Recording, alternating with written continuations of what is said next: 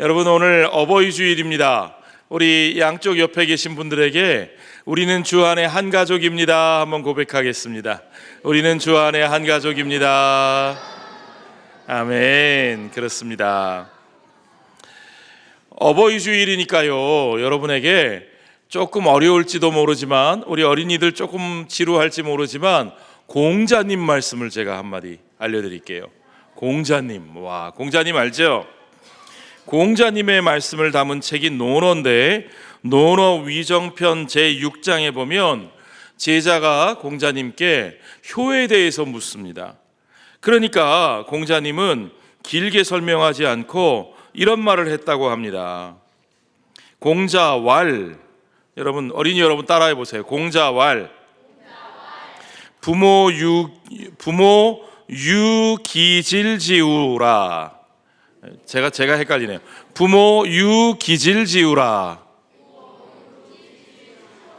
유를 빼먹었어요. 부모 유기질지우라.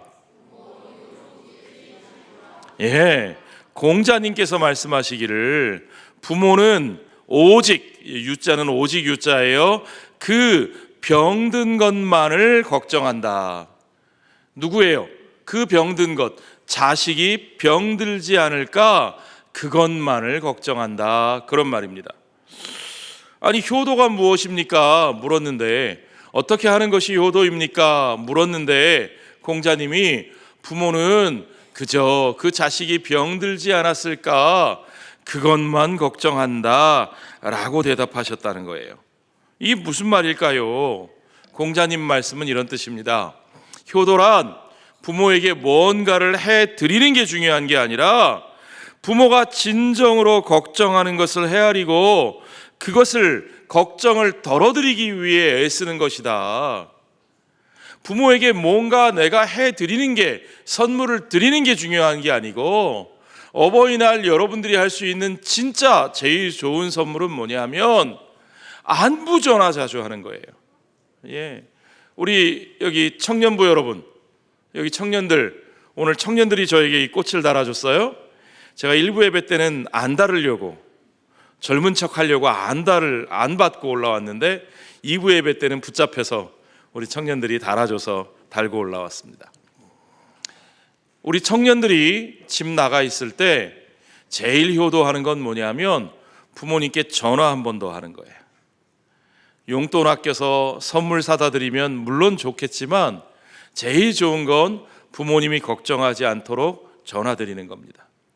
집에서 살고 있는 청년들, 우리 청소년들, 조금이라도 늦어질 것 같으면 부모님 걱정하지 않으시게 전화해 드리는 겁니다. 제일 중요한 거예요.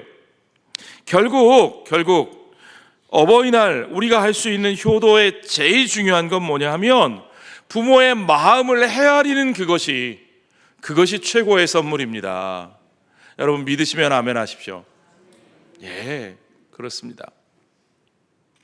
오늘 우리가 읽은 본문에서 보면 예수님께서는 하나님 아버지의 마음을 우리에게 보여주려고 한 예화를 들어 말씀하셨어요. 하나님 아버지의 마음을, 잃어버린 아들을 되찾은 아들을 되찾은 아버지의 마음으로 우리에게 말씀하고 계시는 겁니다. 그 아버지의 마음을 오늘 우리가 읽은 이야기 속에서 확인해 보면 가장 중요한 건 뭐냐면 그 아버지가 아들을 왜 사랑하는가 하는 겁니다. 여러분, 아버지가 아들을 왜 사랑할까요? 아까 우리 백 목사님, 나를 닮은 아들이 어떻게 사랑하지 않을 수가 있느냐, 그런 말씀을 하셨는데, 예, 나를 닮아서 사랑하기도 하지요. 그런데 그보다 더 근본적인 이유가 있습니다. 아버지는 아들을 왜 사랑할까요? 아버지는 아들을 왜 사랑할까요? 답은 간단합니다. 아들이기 때문에 사랑하는 겁니다. 아멘. 부모가 자녀를 왜 사랑할까요? 자녀이기 때문에 사랑하는 겁니다. 그 외에 다른 이유가 있을까요? 예뻐서요? 착해서요? 공부 잘해서요? 아니요, 그렇지 않습니다. 그저 나의 자녀이기 때문에 사랑하는 겁니다. 오늘 이 이야기에서 보면 이 작은 아들은요, 아버지에게서 아버지의 재산 중 자기 몫을 미리 달라 그래가지고 그 재산을 챙겨서 떠나버렸어요.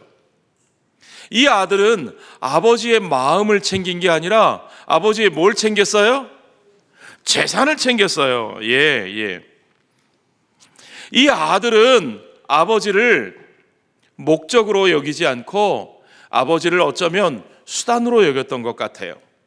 자신의 인생을 뭔가 펼쳐보기 위한 수단, 배경, 뭐 그런 걸로 여겼던 거죠.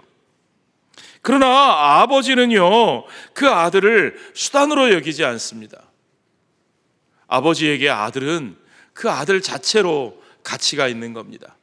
그 아들 자체가 그 아버지에게 목적입니다. 아들은 떠날 때만 그런 게 아니라 돌아올 때도 마찬가지였어요.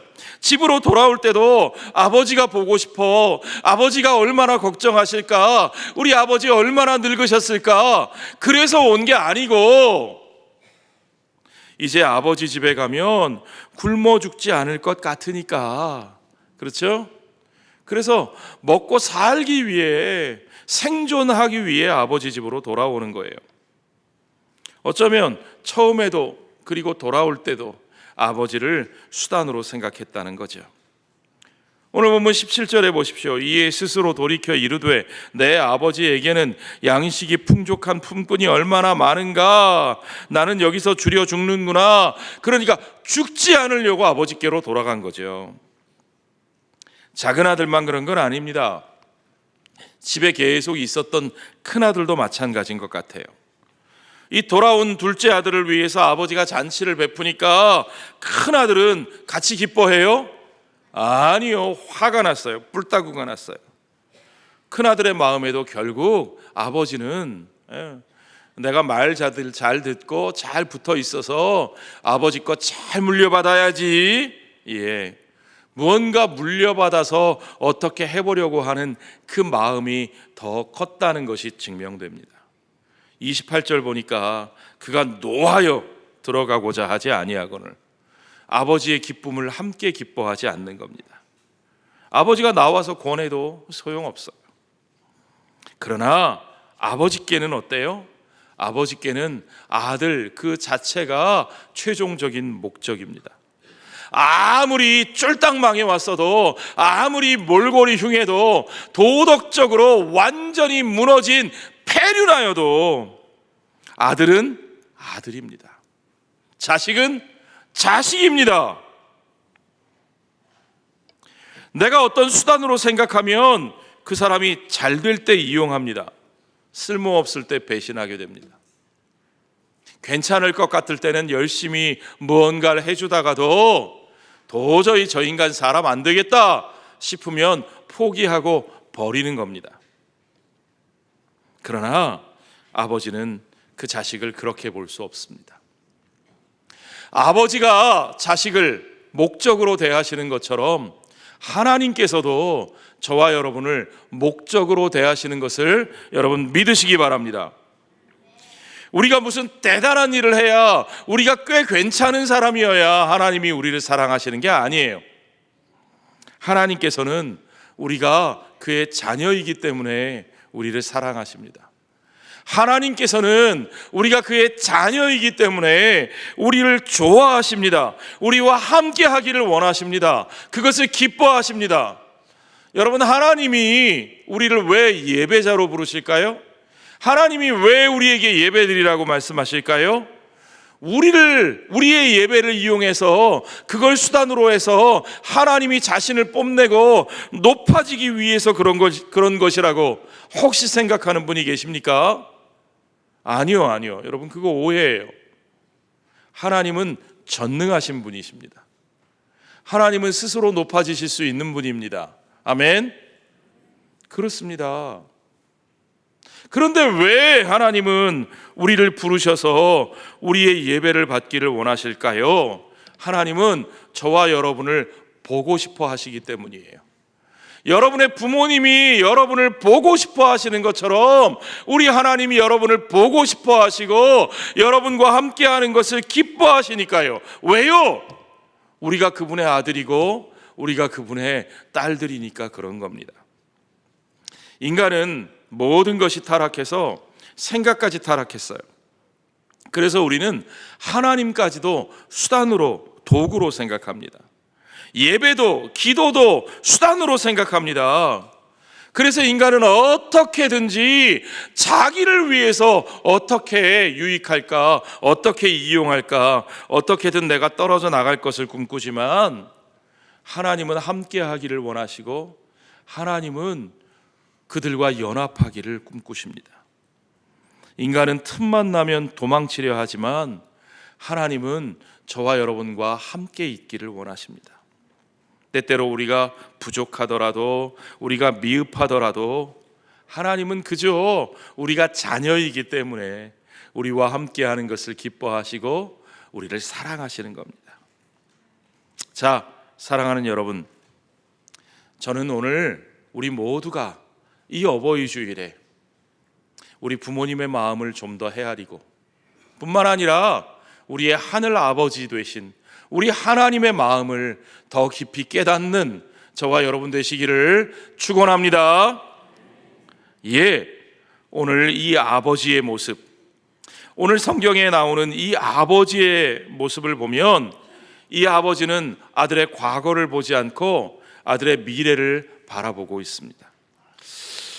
모든 것을 탕진한 아들이에요. 정말 비참한 모습으로 왔죠. 우리 아버지 집에 먹을 것이 많다, 돌아가자. 아들은 이때에도 아버지 집에 먹을 것이 풍족했던 과거를 생각하고 그러면서 뭐라고 얘기하느냐, 나를 아들이 아니라 품꾼 중에 하나로 여겨주십시오. 차마 아들이라고는 아버지가 받아주지 않을 것 같으니까, 차마 그렇게 말할 염치는 없으니까 자기가 말한, 자기가 행동했던 과거에 얽매여서 이제는 차라리 아버지의 일꾼으로 받아달라고 말하자. 19절 보십시오. 지금부터는 아버지의 아들이라 일컬음을 감당하지 못하겠나이다. 여전히 과거에 얽매여 있어요. 나를 품꾼의 하나로 보소서 하리라 하고. 그런데 여러분, 참 신기한 건요, 작은 아들이 아버지를 만나고 이런 말들을 할 때까지, 그리고 그 이후에도 아버지는 아들의 과거에 대해서 한마디도 말씀하지 않으신다는 거예요. 너 왜 이렇게 했니? 너 왜 이제 돌아왔니? 너 이 꼴이 뭐니? 도대체 무슨 짓을 한 거야? 그의 그 과거에 대해서 아버지는 한마디도 하지 않았다는 거예요. 그저 불쌍히 여기고 그저 아들에게 달려가서 목을 끌어안고 입을 맞추고. 성경을 보십시오. 20절에 이에 일어나서 아버지께로 돌아가니라. 아직도 거리가 먼데 아버지가 그를 보고, 아버지가 먼저 보고 측은히 여겨, 불쌍히 여겼다는 말입니다. 달려가서 목을 안고 입을 맞췄대요. 아버지가 왜 이렇게 했을까요? 여러분, 이 당시 사회에는 죄를 지은 죄인을 보면 동네 사람들이 돌로 칠 수 있었어요. 그렇죠? 예, 이 당시의 공동체는 신앙 공동체였어요. 지역 공동체 자체가 신앙 공동체예요. 이 사람 아버지께 죄를 지은 페류나일 뿐만 아니라 하늘의 죄를 지은 하나님의 백성들을 배반한, 조상 때부터 하나님께서 물려주신 그 땅을 팔아먹고 외국에 나가서 이방인처럼 살았던 사람입니다. 돼지치다 돌아온 사람이에요. 그런 사람이 돌아오는 것을 보면 동네 사람 중에 누가 하나라도 먼저 알아보고 저기 페류나가 온다, 저기 이스라엘의 배신자가 온다, 그러면 사람들이 어디 아이고 저놈이 무슨 낯짝으로 돌아왔어, 그러면서 하나씩 둘씩 돌로 칠 수 있는 거예요. 충분히 그럴 수 있는 상황입니다. 아버지는 그런 상황을 예상했을지도 모르겠어요. 그래서 아버지는 행여라도 다른 사람들이 먼저 볼세라 그 아들에게 달려갑니다. 그리고 그 아들을 마치 내가 보호하겠다는 듯이, 내가 지키겠다는 듯이 그 목을 끌어안는 거죠. 그러면서 아들에 대해 용서를 선포합니다. 그 아들을 끌어안고 입을 맞춥니다. 그 아들을 위해서 내가 용서했노라고, 이제 모든 것을 용서하고 내가 받아들였노라고 사람들에게 선포하고 보여주는 거죠. 저는 이 장면이 마치 제가 나중에 마지막 심판 자리에 섰을 때 우리 예수님이 하시는 모습처럼 느껴졌습니다. 여러분, 우리가 나중에 우리 인생을 다 살고 마지막 저 하늘의 심판 자리에 서면 어떤 일이 벌어질까요? 요새 TV에 재판 장면이 많이 나왔잖아요. 우리나라 막 대법원, 헌법재판소 막 재판하는 장면이 요새 얼마나 많이 나왔는데, 그런데 보니까 요즘 검사들은 기소할 때 보니까 스크린 켜놓고 PPT 보여주더라고요. 와, 거기에 보니까 막 CCTV 자료가 나와요. 제가 그걸 보면서 그런 생각을 했어요. 내가 나중에 최후의 심판 자리에 섰을 때 사단이 나를 기소할 텐데, 나를 정죄할 텐데, 내가 이 땅에 살면서 잘못했던 거 그거 다 CCTV로 찍어놓고 그거 큰 스크린에 쫙 나오면 어떡하지? 사단은 틀림없이 그렇게 할 것 같아요. 제가 거짓말한 거, 제가 누구 상처 준 거, 제가 누구 힘들게 한 거, 그 장면이 쫙 앞에 나오면 그러면서 사단이 시커먼 법복 입고 그래서 사형입니다. 그러면 어떻게 되겠어요? 저는 아무 할 말이 없을 텐데, 그런데 그 순간 우리 예수님이 뛰어나오실 겁니다. 이 아들을 보고 먼 데서 뛰어나오시는 그 아버지처럼 우리 예수님 뛰어나오셔서 저의 목을 끌어안고 입을 맞추시며 이렇게 말씀하실 겁니다. 이 아이를 위해서 내가 죄값을 다 치렀습니다. 이 사람을 위해서 내가 십자가에 못 박혔습니다. 바로 이 사람을 위해서, 바로 그 죄를 위해서 내가 피를 흘렸습니다. 아멘. 우리 예수님의 그와 같은 변론으로, 그와 같은 보혈의 은혜로, 그 사랑으로 저와 여러분은 죄 없다 하심의 선고를 받고 하나님의 영광스러운 자녀로 우리 주님과 함께 서게 될 줄로 믿습니다. 그렇습니다. 아버지는 그렇게 작은 아들에게 좋은 옷을 입히고 손가락에 반지를 끼우고 살찐 송아지를 잡아서 잔치를 벌였습니다. 저 하늘에서도 저와 여러분으로 인해서 그 잔치가 벌어질 거예요. 아들은 자신의 과거를 봤지만 아버지는 아들의 미래를 보고 있습니다. 아들은 자신의 과거를 보고 그저 품꾼으로 살려고 했지만 아버지는 아들의 미래를 보고 따뜻하게 품어주시고, 아들은 과거를 보며 비판했지만, 자신을 비판했지만 아버지는 그의 미래를 준비하시고 격려하시고 용기를 주시고 기회를 주시고 소망을 주신 것을 여러분 아셔야 됩니다. 아들은 아버지의 마음을 오해했습니다.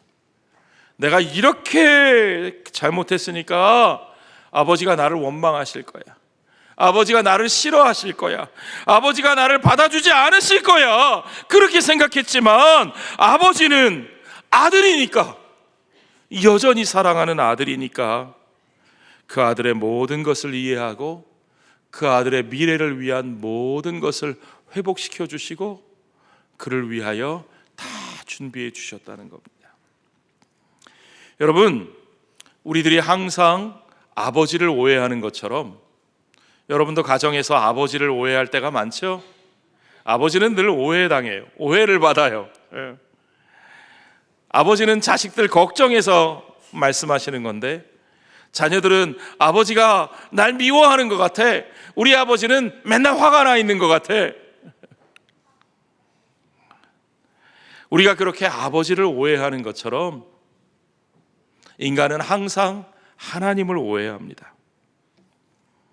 자신의 과거를 보면서 절대 나 같은 사람 받아주지 않을 거야, 그렇게 생각하는 거죠. 그러나 여러분, 하나님은 여러분을 있는 그대로 받아들여 주십니다. 하나님은 여러분 그 모습 그대로 돌아오시면 우리 하나님 두 팔 벌려 여러분을 안아주시는 것을 믿으시기 바랍니다. 사람은 과거를 바라보지만 하나님은 항상 우리의 미래를 준비하시고 우리를 그곳으로 초대하십니다. 우리를 응원하십니다. 여러분, 예수 그리스도의 이름으로 우리가 그 과거에서부터 자유로워지시기 바랍니다. 예수 그리스도의 이름으로 우리 아버지 품으로 돌아가는 자유를 누리시기 바랍니다. 여러분, 아버지는 아들의 미래를 보았습니다.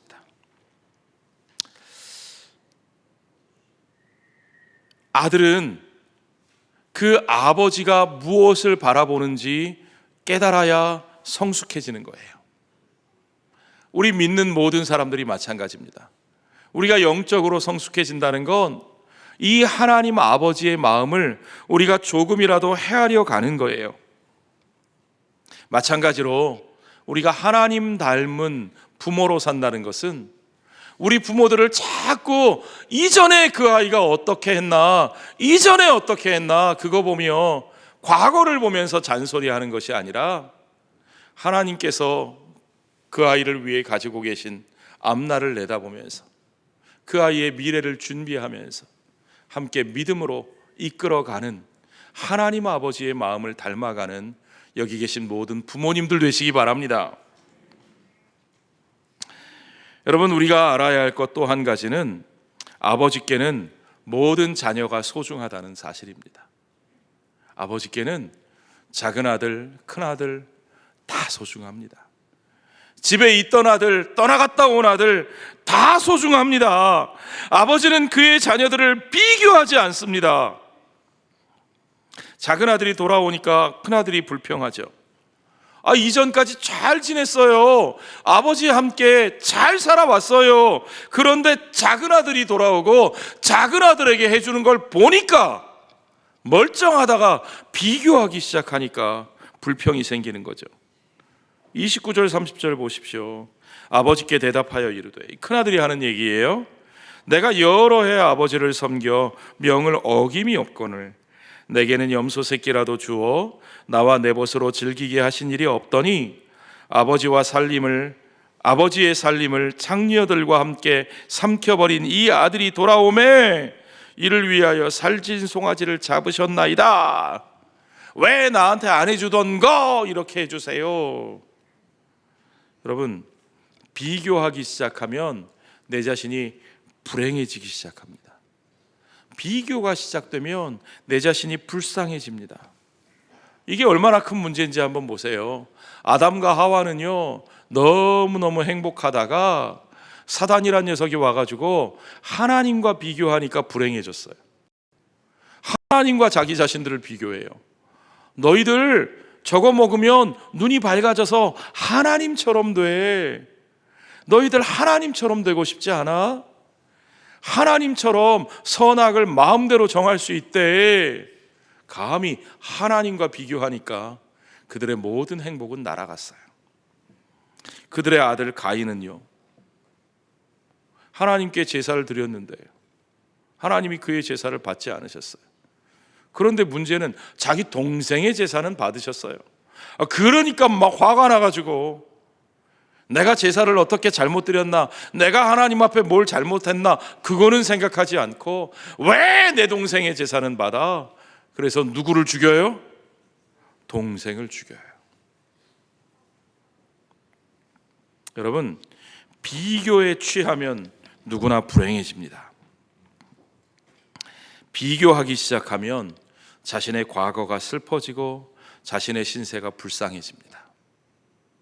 비교하지 마십시오. 그런데 이런 큰아들에게 아버지는 뭐라고 말씀하셔요? 너는 지금까지 나와 함께 있었으며, 여러분 나가서 쫄딱 망하고 돌아와서 아버지와 함께 하게 된 게 참 다행이고 기쁨이기는 하지만 누가 더 행복해요? 쭉 아버지와 함께 있었던 아들이 행복해요? 나가서 망하고 돌아온 아들이 행복해요? 아버지와 함께 있었던 아들이 행복하죠. 잘 모르시겠어요? 예. 너는 지금까지 나와 함께 있었고 나의 것이 다 네 것이지 않느냐? 네 동생을 위해서 잡아준 송아지 한 마리가 부러우니 나의 모든 것이 다 네 것이잖아. 이것이 아버지의 말씀입니다. 아들아, 너는 지금까지 너의 그 위치를 잘 지켰고 그것이 얼마나 소중하고 네가 가지고 있는, 네가 누리고 있는, 네가 살고 있는 그 존재 자체가 얼마나 소중한 것인지 아느냐? 예, 아버지께는 그렇게 돌아온 작은 아들도 너무 소중했고 그리고 그와 함께 있었던 큰 아들도 너무너무 소중합니다.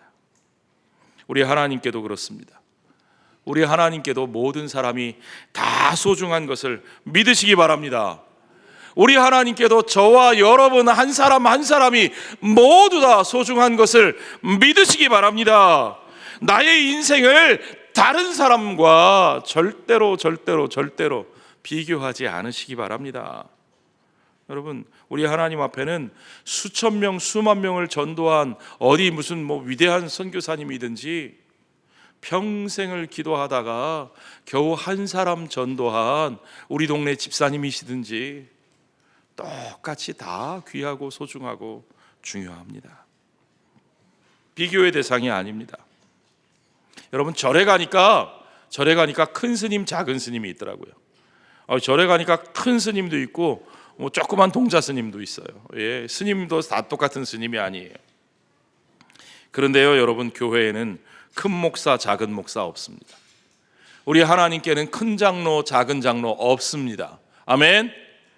우리 하나님께는 대단한 집사, 별 볼 일 없는 집사 없습니다. 아멘. 그렇습니다. 우리 하나님이 나에게 주신 그 모습, 그 자리, 그 삶 자체가 소중한 것을 여러분 믿으시기 바랍니다. 마찬가지로 여러분 자체로 우리 하나님께서 소중히 여기시고 사랑하시고 인정하시는 삶입니다. 귀하고 가치 있는 삶입니다. 여러분 자신을 피해자로 만들지 마시고 우리 하나님의 사랑받는 너무나 소중하게 은혜 입은 삶인 것을 여러분 기억하시기 바랍니다. 마지막으로 여러분께 당부하고 싶습니다.